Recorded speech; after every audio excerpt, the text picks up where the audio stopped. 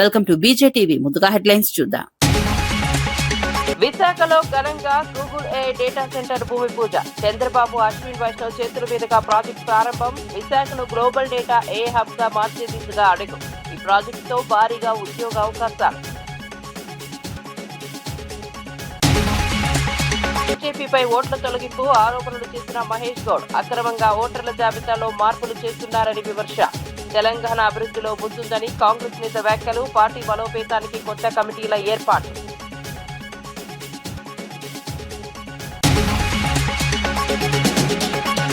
Phone hacking ఆరోపణలతో సంచలనం రేపిన Harish Rao. TRS నేతల ఫోన్లు హ్యాక్ చేస్తున్నారన్న ఆరోపణలు. ప్రైవేట్ హ్యాకర్లను ఉపయోగిస్తున్నారని తీవ్ర విమర్శలు. సాక్ష్యాలు ఉన్నాయని సమయం వచ్చినప్పుడు బయట పెడతామన్న హెచ్చరిక. ఇళ్ల పట్టాలను ఎవరూ రద్దు చేయలేరన్న పేర్ని నాని. జగన్ తిరిగి వచ్చి ఇళ్ల నిర్మాణం పూర్తి చేస్తారన్న వ్యాఖ్యలు. ప్రజలు పట్టాలను అమ్ముకోవద్దని వైసీపీ నేత సూచనలు. ఇళ్ల అంశంపై రాజకీయంగా చర్చకు దారితీసిన వ్యాఖ్యలు.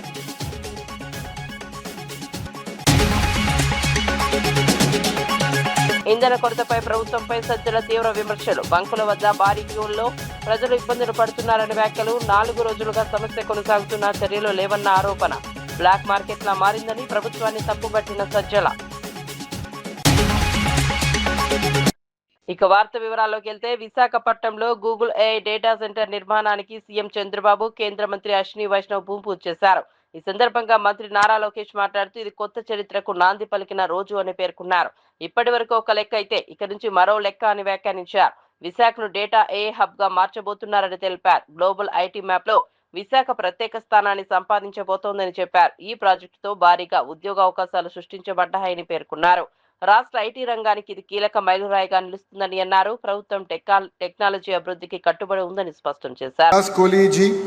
The Vice President of Google Global Infrastructure, thank you for your belief in Andhra Pradesh, your belief in me on getting things done. Whoever thought from our first meeting in September 2024, we are here today breaking ground to one of India's largest FDI investment ever. To Rakesh Mittal ji, thank you very much for being here, being part of Andhra Pradesh's growth journey. And we have two distinguished brothers on the dais. One is conquering by land and by water, and the other one is conquering by air. So land and water is none other than Karanji, and air is by Jeet Adani. Thank you very much for being part of our journey. This idea actually started with Gautam Bhai way back in 2019. We actually laid foundation for building a data center here in the great state of Andhra Pradesh and in Visakhapatnam. Last 5 years was merely a pause, and it is really exciting to see that today we are breaking ground and creating history together. I would also like to thank Preeti ji, the Vice President and Country Manager, Google India. And thank you, Laura ji, for your kind words and your support. It means a lot for Andhra Pradesh, and we look forward to having a US consulate here in the state of Andhra Pradesh. And Visakhapatnam యువతకి ప్రత్యేకంగా రైతులు ఎవరైతే ఈ ప్రాజెక్ట్కి భూములు ఇచ్చారో వాళ్ళందరికీ నా హృదయపూర్వక నమస్కారాలు. 20th April 2026 ఒక కొత్త చరిత్రకు పునాది వేసిన పవిత్రమైన రోజు. ఈ డేట్ రాసి పెట్టుకోండి, ఎందుకంటే విశాఖపట్నం ముఖ చిత్రం ఈ ఒక్క రోజు నుంచే మారబోతుంది. ఈరోజు కేవలం ఒక భూమి పూజ మాత్రమే కాదు, చరిత్ర మనం కలిసికట్టుగా చేయగలుగుతాం. ఇప్పటి వరకు ఒక లెక్క, ఇప్పటి నుంచి ఇంకొక లెక్క. ఇప్పటి వరకు విశాఖపట్నం ఒక్కో సిటీ అంటే ఇప్పటి నుంచి విశాఖపట్నం ఒక డేటా AI హబ్గా కూడా మనం పిలుచుకోబోతున్నాం.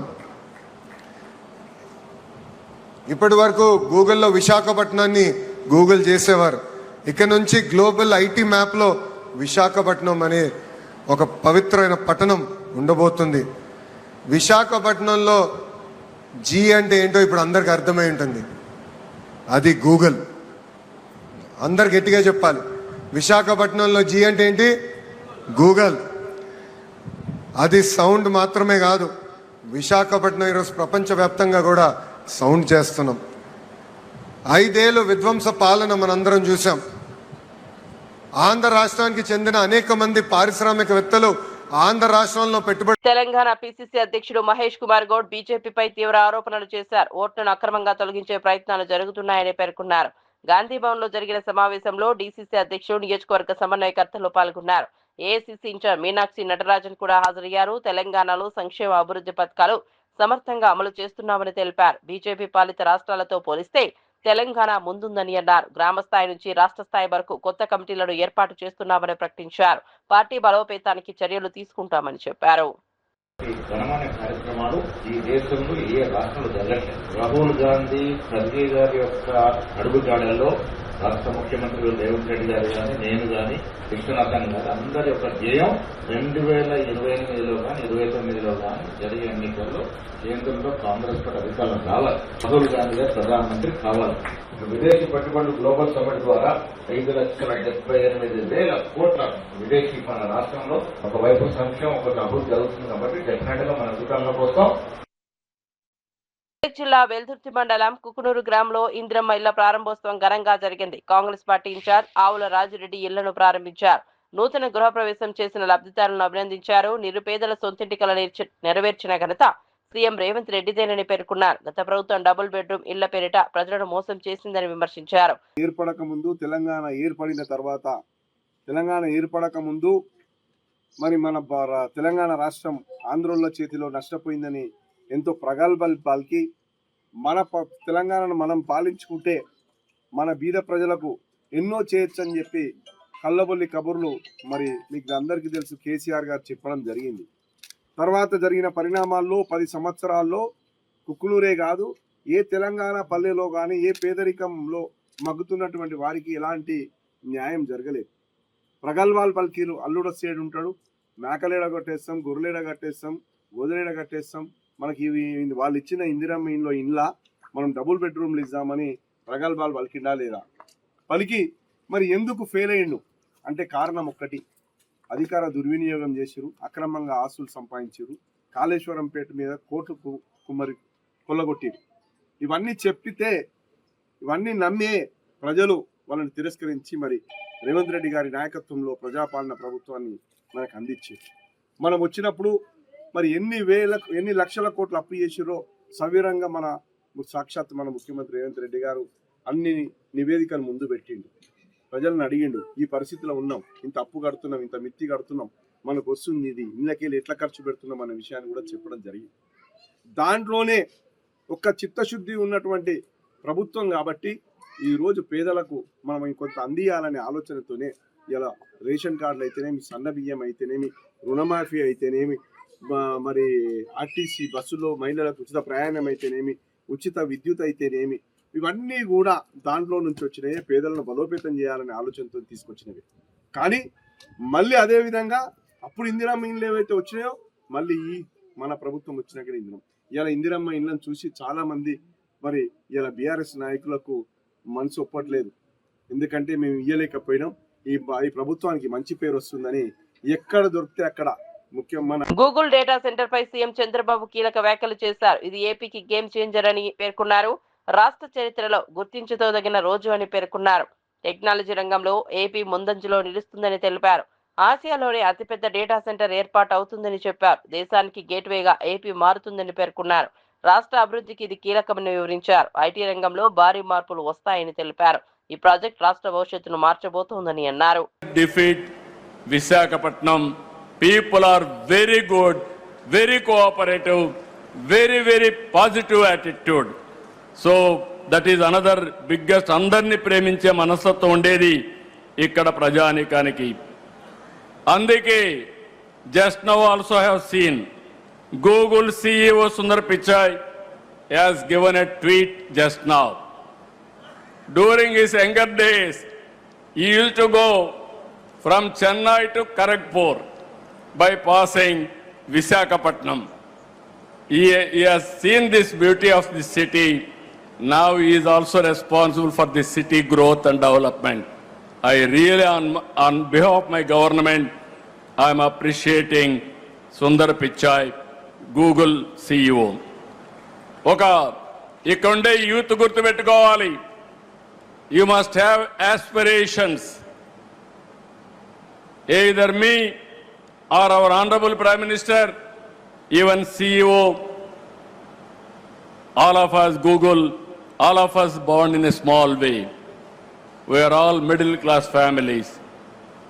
But clear vision and hard work, we are able to achieve this place. Now, world best practices we are bringing here. It is with you how you are going to use all these advantages for your development. Google అంటేనే global అలాంటి మీకు ఆంధ్రప్రదేశ్ రాష్ట్ర ప్రజల తరపున ఒక భరోసాన్ని నమ్మకాన్ని ఇస్తున్నాం.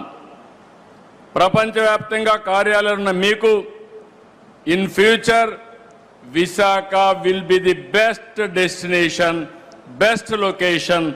I'm assuring you that type of cooperation will extend. I do not just want all here as our guests. I want you all to make Andhra Pradesh your home. On historical occasion, I told you already, again and again, we have to give standing ovation to our Honorable Prime Minister, who has extended this project happened within record time. Gettiga lesi.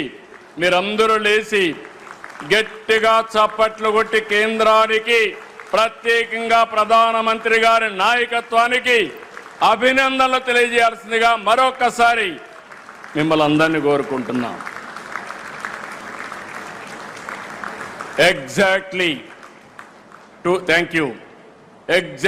2 years back, Andhra Pradesh was nowhere. At that time, Telugu Desam, my dear friend, Mr. Pawan Kalyan, Janasena President, we joined together. Under our Honorable Prime Minister leadership, we formed NDA. That made all the difference now. Now, double engine Sarkar, you are seeing the growth rate. That is where we are doing. ఈ శుభ సందర్భంలో పారిశ్రామికవేత్తలు కోరుకుంటున్నా, AP అంటేనే నమ్మకం, AP అంటేనే పారదర్శకత, వేగం. ఈరోజు I'm assuring all of you, your investments are secure. We're giving that guarantee. Our honourable prime minister is planning Viksit Bharat 2047. We're planning Swarna Andhra Pradesh 2047. Andhra Pradesh will be a prime growth engine for the nation. Our aim is only one. India will be number one. Among India, Andhra Pradesh will be number one. Telugu community will be number one globally, not only in India. That is our motive. That is where we are working. For all these things, AI will be the major instrument for us to achieve our goal. I am very happy. I am proud of you. ఈ రోజు ఇది చూసిన తర్వాత నాకు నా జీవితంలో చాలా జనగణన ప్రక్రియలో భాగంగా జిల్లా కలెక్టర్ రిజ్వాన్ బాషా స్వీయ నమోదు చేసుకున్నారు. ఆన్లైన్ పోర్టల్ ద్వారా ప్రజలు తమ వివరాలను స్వయంగా నమోదు చేసుకునే సదుపాయం కల్పించామని తెలిపారు. ఈ ప్రక్రియను సులభంగా పారదర్శకంగా నిర్వహించేందుకు ప్రభుత్వం చర్యలు తీసుకుందని చెప్పారు. మే 10 వరకు స్వీయ నమోదు అవకాశం ఉందని పేర్కొన్నారు. వివరాలు నమోదు చేసిన వారికి ప్రత్యేక ఐడి జారీ అవుతుందని తెలిపారు. ప్రజలు సరైన వివరాలు నమోదు చేయాలని సూచించారు. ఈ ప్రక్రియతో వలస కార్మికులు, విద్యార్థులకు సౌకర్యం కలుగుతుందని అన్నారు.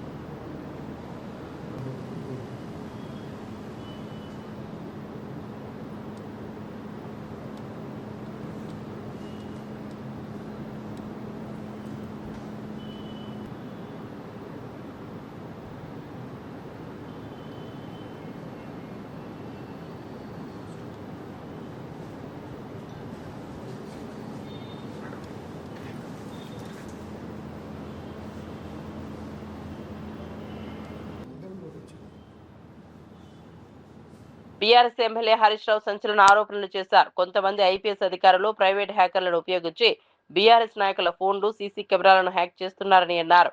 బెంగళూరు నుంచి హ్యాకర్లను తీసుకొచ్చి హైదరాబాద్ కమాండ్ కంట్రోల్ సెంటర్లో కూర్చోబెట్టారని ఆరోపించారు. తమ వద్ద అన్ని సాక్ష్యాలు ఉన్నాయని, సమయం వచ్చినప్పుడు బయట పెడతానని తెలిపారు. డబ్బులు చెల్లించి హైదరాబాద్ కమాండ్ కంట్రోల్ రూమ్ లో వాళ్ళను పెట్టి ఇవాళ బీఆర్ఎస్ నాయకుల ఫోన్లు హ్యాక్ చేస్తున్నారు. మా ఇండ్ల ముందుండే సీసీ కెమెరాలు హ్యాక్ చేస్తా ఉన్నారు. ఇవన్నీ బయటకు వస్తాయి. నేను ఐపీఎస్ అధికారులను కూడా హెచ్చరిస్తా ఉన్నాం. మా దగ్గర అన్ని సాక్ష్యాధారాలు ఉన్నాయి. టైం వచ్చినప్పుడు అన్ని బయట పెడతాం. రేపు బీఆర్ఎస్ ప్రభుత్వం వచ్చిన తర్వాత మీరు రిటైర్ అయినా మిమ్మల్ని వదిలిపెట్టము.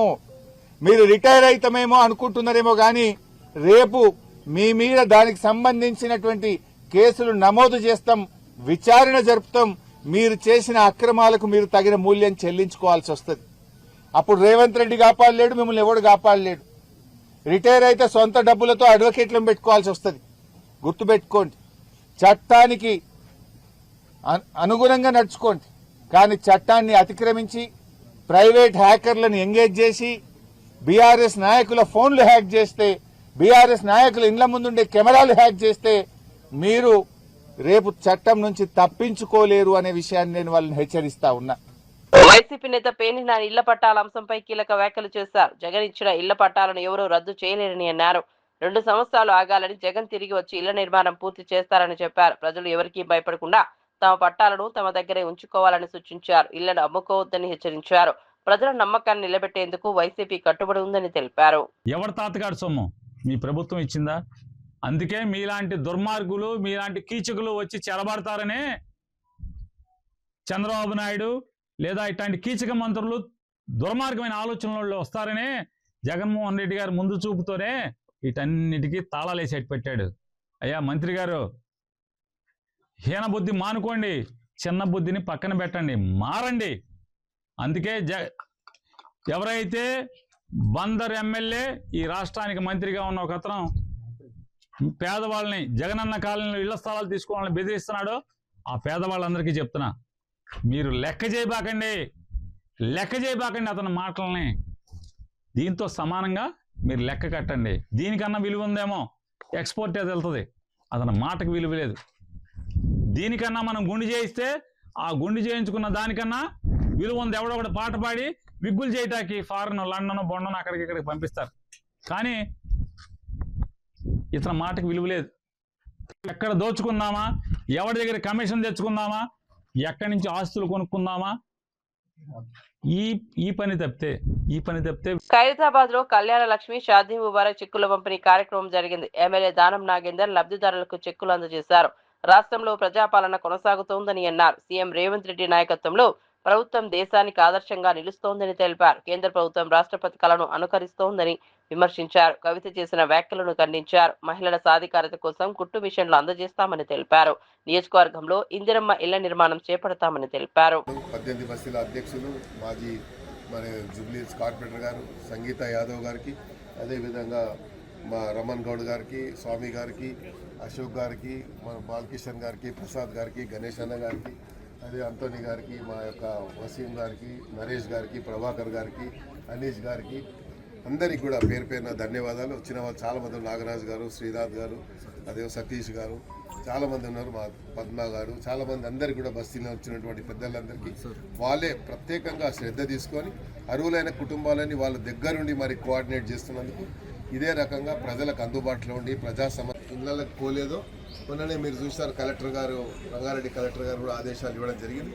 ఎవరికైతే లబ్ధిదారులు వచ్చిన వాళ్ళు ఇమీడియట్గా మీరు ఆక్యుపై చేసుకోవాలని, ఆక్యుపై చేసుకోవడానికి వాళ్ళకి వేరే ఇల్లు ఉంది అనేది భావన వస్తుంది కాబట్టి తీసుకోవాలి. అలాగా ఆల్రెడీ అప్లై చేసిన రాని వైసీపీ నేత సజ్జల రామకృష్ణారెడ్డి ఇంధన కొరతపై ప్రభుత్వాన్ని విమర్శించారు. పెట్రోల్, డీజిల్ లేక ప్రజల జీవితం స్తంభించిపోయిందని అన్నారు. బంకుల వద్ద భారీ క్యూలు కనిపిస్తున్నాయని తెలిపారు. 4 రోజుల సమస్య కొనసాగుతున్నా ప్రభుత్వం స్పందించడం లేదని ఆరోపించారు. బ్లాక్ మార్కెట్ వ్యవస్థలా మారిందని విమర్శించారు. ప్రజలు తీవ్ర ఇబ్బందులు పడుతున్నారని పేర్కొన్నారు. వెంటనే చర్యలు తీసుకోవాలని డిమాండ్ చేశారు. కోసం కోతలు ఉన్నాయి కాబట్టి వాటి కోసం రైతులు వాటిని పట్టుకొని తిరగడం, అది నడిపే వాళ్ళు, నిర్వాహకులు వాళ్ళు తిరుగుతారు. అంటే ఎంటైర్ అందరి దృష్టి దాని మీదకి పడింది. ఎట్లా ఒకటో లీటర్ పెట్రోల్, 2 లీటర్లు పెట్రోల్ ఎట్లా సంపాదించారు. ఇదంతా కేవలం 4-5 రోజుల్లో. ఈ 4-5 రోజులుగా ఈ రోజుకు కూడా దాన్ని సరిదిద్దడం కాదు, సరిదిద్దాలి. అలాగే ఎందుకు లోపం ఇది వచ్చింది అనేది కూడా కనుక్కోవాల్సిన ప్రభుత్వం అనేది కంప్లీట్ అసలు అటువైపు చూడమేలా నిద్రపోతోందో లేదంటే నిద్ర నటిస్తోందో సాక్షాత్ ముఖ్యమంత్రితో సహా. దేశమంతా ఒక క్రైసిస్ వస్తే దాంట్లో పార్ట్గా మనకు వస్తే అబ్జర్వ్ చేయడంలోనూ పట్టుకోవడంలోనూ గమనించడంలోనూ కొంచెం అడ్మినిస్ట్రేటివ్ ఫెయిల్యూర్ ఏదన్నా ఉంది అనుకోవడానికి కూడా దీంట్లో అవకాశం లేదు. ఈ పరిస్థితి ఇంకెక్కడా లేదు, ఒక్క ఆంధ్రప్రదేశ్లో మాత్రమే ఉంది. మనకు పక్క రాష్ట్రాలు కర్ణాటక, తమిళనాడు, తెలంగాణలో లేని పరిస్థితి, లేదా ఆ పక్కన మహారాష్ట్రలో లేని పరిస్థితి, లేదా కేరళలో లేని పరిస్థితి ఇక్కడే ఎందుకుంది? పోనీ ఇప్పుడు నేను చెప్పిన స్టేట్స్ లో కర్ణాటకలో ఉండేది కాంగ్రెస్, తెలంగాణలో ఉండేది కాంగ్రెస్, పోనీ అది ఇప్పుడున్న ఎన్డీఏ కూటమి కాదు. తమిళనాడులో ఎన్నికలు మొన్న జరిగింది, అక్కడ ఉండే ఇండియా కూటమి ప్రభుత్వం. ఒక్కడ లేదు ప్రాబ్లం, ఇక్కడే ఎందుకుంది కూటమి ప్రభుత్వం ఉండి. ఆ కూటమికి హెడ్ చేస్తున్నది, నాయకత్వం వహిస్తున్నది చంద్రబాబు నాయుడు, అనుభవజ్ఞుడైన చంద్రబాబు నాయుడు గారి చోట ఎందుకు జరుగుతుంది? వాళ్ళ మీడియా ద్వారా ఈ రోజు చూస్తే నవ్వొస్తుంది. అన్నిటికీ పాపాల భైరవుడు ఏదో ఐఓసీఎల్ అనే కంపెనీ అది చేయాల్సినంత చేయలేదు. ఈనాడులో అందరు చూసే ఉంటారు. దీని తోడు పౌర సరఫరాల శాఖ అది కూడా విఫలమైంది. దీన్ని చేయడంలో పౌర సరఫరాల శాఖ దేని కింద వస్తుంది? అది ప్రభుత్వం పార్ట్ కాదా, గవర్నమెంట్ కాదా? అది చంద్రబాబు నాయుడు గారి కింద ఉందా లేక ట్రంప్ కింద ఉంటుందా? ఓ మధ్య దళారీలు కానీ, బ్లాక్ మార్కెటర్లు కానీ, అక్రమ నిల్వదారులు కానీ వీళ్ళు తయారయ్యారు. వీళ్ళకి ఫైనాన్స్ చేసేవాళ్ళు, వాటి నుంచి తయారైన దాన్ని మళ్ళీ పంచుకోవడానికి అవసరమైన సిస్టమ్ తయారయ్యాయి. అది యూరియా కావచ్చు, విత్తనాలు కావచ్చు, ఫర్టిలైజర్స్ కావచ్చు, పెట్రోల్ డీజిల్ కావచ్చు. ఇది ఈ రోజు కనపడుతోంది రాష్ట్రంలో. కాదని ఎవరన్నా అనగలరా? టీఆర్ఎస్ అధినేత కేసీఆర్ పాలనపై కాంగ్రెస్ నేతలు తీవ్ర విమర్శలు గుప్పించారు. ప్రభుత్వ విప్ ఎన్ఎం శ్రీనివాస్ రెడ్డి మాట్లాడుతూ 10 ఏళ్ల పాలనలో పలు సంస్థలు బలహీనపడ్డాయని ఆరోపించారు. స్వీయ విమర్శ చేయకుండా కేసీఆర్ తన పాలనను మాత్రమే ప్రశంసించారని విమర్శించారు. మరో విప్ ఆది శ్రీనివాస్ మాట్లాడుతూ రైతుల సంక్షేమానికి కాంగ్రెస్ కట్టుబడి ఉందన్నారు. కొనుగోలు కేంద్రాలు, కనీస మద్దతు ధర చట్టం వంటి అంశాలను ప్రస్తావించారు. బీఆర్ఎస్ పాలనలో రైతులను దోపిడీ చేశారని ఆరోపించారు. అన్ని రోగాలకు చిన్న తిరస్మతి ఇచ్చేవాళ్ళు, అట్లా వీరు రైతులకు ఇచ్చేటువంటి పనిముట్లను బంద్ చేసిండ్రు. వడగండ్ల వల్ల నష్టపోయి అతివృష్టి అనావృష్టి నష్టపోయినటువంటి వారికి ఇచ్చేటువంటి నష్టపరిహారం ఇవ్వకుండా ఒక రైతు బంధు ఇచ్చారు. కానీ మనం వచ్చిన తర్వాత రైతు భరోసాను 12,000 ఇచ్చడంతో పాటు ఈ రోజు పనిముట్లను మళ్ళీ యథావిధిగా రైతులకు ఇచ్చే ప్రయత్నం చేస్తున్నాం. సబ్సిడీ పైప్ లైన్లు ఇచ్చే ప్రయత్నం చేస్తున్నాం. కేంద్రం నుంచి మాకు సహకారం లేకున్నా, కేంద్రం నుంచి సహకారం అందకున్నా రైతు ప్రయోజనాల కోసం పెద్దపీట వేస్తుంది రేవంత్ రెడ్డి గారి సర్కారు. ఇందుకోసమా మీరు ఈ రోజు వరంగల్లో రైతుల కోసం సభ పెడతారని చెప్పండి. సరే, మీరు రైతు సభ పెట్టుకుంటే మీరు అనొచ్చు, మా ప్రభుత్వ హయాంలో మీ రైతులకు మేలు చేయలేకపోయినాం. ఇదే వరంగల్లో రాహుల్ గాంధీ గారు వచ్చిన రేవంత్ రెడ్డి విసి ప్రెసిడెంట్ గా ఉండి ఆ తర్వాత ముఖ్యమంత్రి అనేక కార్యక్రమాలు మీకు అమలు చేస్తున్నారు. అందుకు ఆ ప్రభుత్వం ధన్యవాదాలని చెప్పండి. మీరు చేసినటువంటి కార్యక్రమాలు 10 ఏళ్లలో రైతుల గురించి మేము పట్టించుకోవడానికి మన్నించాలని చెప్తే ప్రజలు కనీసం మేము గుర్తిస్తారు. ఇప్పటికీ 2 ఏళ్ల 5 మాసాలు అయి ప్రభుత్వం పడిపోయినా పోస్ట్ మార్టం చేసుకుంటలేరు. ఇంకా ఈ అహంకారంతో మళ్ళీ అధికారులకు వస్తున్నారు. అదే యావదప్ప వాళ్ళ మాటలు ఎక్కడ కూడా ప్రజలు కష్టాలు ఉంటే కనిపించాలని ఆలోచన లేదు. హైదరాబాద్ చంపాపేట్ ఐఎస్ సదన్ ప్రాంతాల్లో ఇంధన కొరత తీవ్రంగా కనిపిస్తోంది. పెట్రోల్ బంకుల వద్ద వాహనదారులు భారీగా క్యూలో నిలబడుతున్నారు. అరాకొర నిల్వల కారణంగా గంటల తరబడి వేచి ఉండాల్సి వస్తోంది. ప్రజలు తీవ్ర ఇబ్బందులు ఎదుర్కొంటున్నారు. ఇంధన సరఫరాపై స్పష్టత లేక ఆందోళన పెరుగుతోంది. కొన్ని చోట్ల నో స్టాక్ బాటిల్ కూడా కనిపిస్తున్నాయి. ట్రాఫిక్ అంతరాయం కలుగుతోంది. అధికారులు పరిస్థితిని సమీక్షిస్తున్నారని సమాచారం. ప్రజలు త్వరితగతిన సమస్య పరిష్కరించాలని కోరుతున్నారు. నగరంలో ఇంధన పరిస్థితిపై చర్చ మొదలైంది. బీఆర్ఎస్ పార్టీ ఆవిర్భావ వేడుకలు లండన్ లో ఘనంగా నిర్వహించారు. ఎన్ఆర్ఐ బీఆర్ఎస్ యూకే ఆధ్వర్యంలో కార్యక్రమం జరిగింది. పార్టీ జెండాను ఆవిష్కరించి అమరవీరులకు నివాళులర్పించారు. తెలంగాణ నినాదాలతో కార్యక్రమం మారబోగింది. ఎన్ఆర్ఐలు పెద్ద సంఖ్యలో పాల్గొన్నారు. పలువురు కొత్తగా పార్టీలో చేరారు. కేసీఆర్, కేటీఆర్ నాయకత్వంలో పనిచేయాలనే సంకల్పం వ్యక్తం చేశారు. తెలంగాణ అభివృద్ధిలో బీఆర్ఎస్ పాత్రను కొనియాడారు. పార్టీ బలోపేతానికి కృషి చేస్తామని తెలిపారు. ఈ వేడుకలు విదేశాల్లోనూ రాజకీయ చైతన్యాన్ని ప్రతిబింబించాయి. భారీ విజయంతో మళ్ళీ బీఆర్ఎస్ గెలవాలి, కేసీఆర్ సార్ని సీఎం చేసుకోవాలి, అదే ఒకటే నినాదంతో మేమందరం కూడా మీటింగ్ పెట్టుకొని ఇక్కడ 25 ఇయర్స్ సెలబ్రేషన్ కూడా చేసుకోవడం జరిగింది. జై తెలంగాణ. ఈరోజు ఈస్ట్ లండన్లో బీఆర్ఎస్ ఎన్ఆర్ఎస్ఎల్ బీఆర్ఎస్ 25 సంవత్సరాల వార్షికోత్సవం జరుపుకుంటుంది. అందరికీ శుభాకాంక్షలు. మేము ఇక్కడ నుండి కేసీఆర్ సార్ గారికి మద్దతు తెలుపుతూ మళ్ళీ కేసీఆర్ సార్ గారిని ముఖ్యమంత్రిగా చేసుకోవాలని అందరూ సంకల్పించుకుందాము. దాని తోడు మేమందరం పనిచేస్తాము. జై కేసీఆర్, జై బీఆర్ఎస్. सबसे पहले आप सबको बीआरएस का जो पार्टी फॉर्मेशन डे आज सिल्वर जुबली हो चुका है 25 ईयर्स, उसकी बहुत बहुत मुबारकबाद देता हूँ। इस जश्न को सेलिब्रेशन करने के लिए लंदन के चारों ओर से यहाँ पर ईस्ट लंदन में सब लोग हाजिर हुए हैं। उनका मैं बहुत बहुत शुक्रिया अदा करता हूँ। जो जोश और ये था जज्बा था 2001 में, तो आज भी वही जोश है, वही जज्बा है, वही ताकत है, वही हिम्मत है। आप सबको, जितने भी दुनिया के अंदर बीआरएस पार्टी को सपोर्ट करने वालों के लिए सबको उनको बहुत बहुत मुबारकबाद हो सिल्वर जुबली का। और आने वाला जो दौर है सिर्फ बीआरएस का है। मैं यहाँ से ये बात सबको बताना चाह रहा हूँ, बीआरएस ही आएगी और हमारा जो पूरा सपोर्ट है केसीआर सर के लिए रहेगा और केसीआर सर ही सीएम बनेंगे, चाहे कुछ भी हो जाए। जय बीआर, జై తెలంగాణ। ఈరోజు ఎన్ఆర్ఏ బీఆర్ఎస్ యూకే ఆధ్వర్యంలో 25వ వార్షికోత్సవం బీఆర్ఎస్ పార్టీ నిర్వహిస్తున్న సందర్భంగా ఈస్ట్ లండన్లో ఇక్కడ గౌరవనీయులు అనిల్ అన్న గారి ఆధ్వర్యంలో, అధ్యక్షత నవీన్ అన్న గారి ఆధ్వర్యంలో ఘనంగా జరపడం జరిగింది। ఈ సందర్భంగా ఏదైతే ప్రజల నుంచి పుట్టినటువంటి పార్టీ, ప్రజల కోసమే పనిచేస్తున్నటువంటి పార్టీ, ప్రజల వైపు ఉంటున్న పార్టీ బీఆర్ఎస్ పార్టీ అని మేమందరం ఈ సందర్భంగా తెలియజేసుకుంటూ, అదేవిధంగా ప్రపంచవ్యాప్తంగా అనేకమైనటువంటి బీఆర్ఎస్ సంస్థలు ఉన్నాయి, లైక్ బీఆర్ఎస్ వింగ్స్, వారందరికీ మరియు తెలంగాణ బిడ్డలందరికీ బీఆర్ఎస్ పార్టీ 25వ సంవత్సర వార్షికోత్సవ శుభాకాంక్షలు తెలియజేసుకుంటూ, వీకోటలో ఆంధ్రజ్యోతి జర్నలిస్ట్ జగన్మోహన్ రెడ్డి హత్య ఘటనపై మన్యం జిల్లాలో పార్వతీపురంలో జర్నలిస్టులు తీవ్ర ఆగ్రహం వ్యక్తం చేశారు। జిల్లా కేంద్రంలోని కలెక్టర్ కార్యాలయం వద్ద జర్నలిస్టు సంఘాలు ఏకమై నిరసన కార్యక్రమం నిర్వహించారు। అనంతరం కలెక్టర్కు వినతి పత్రం అందజేశారు। ఈ సందర్భంగా జర్నలిస్ట్ నాయకులు మాట్లాడుతూ, వాకింగ్ కు వెళ్లిన సమయంలో వెంటాడి కత్తులతో దాడి చేసి దారుణంగా హత్య చేయడం తీవ్రంగా కలిసివేసిందన్నారు। జర్నలిస్టులు హత్య చేయబడిన దుండగులను వెంటనే అరెస్ట్ చేయాలని, అలాగే జర్నలిస్టులకి రక్షణ చట్టం కల్పించాలని, వారి కుటుంబాన్ని ప్రభుత్వం వెంటనే ఆదుకోవాలని పార్వతీపురం జర్నలిస్టుల తరఫున మేము డిమాండ్ చేస్తున్నాం।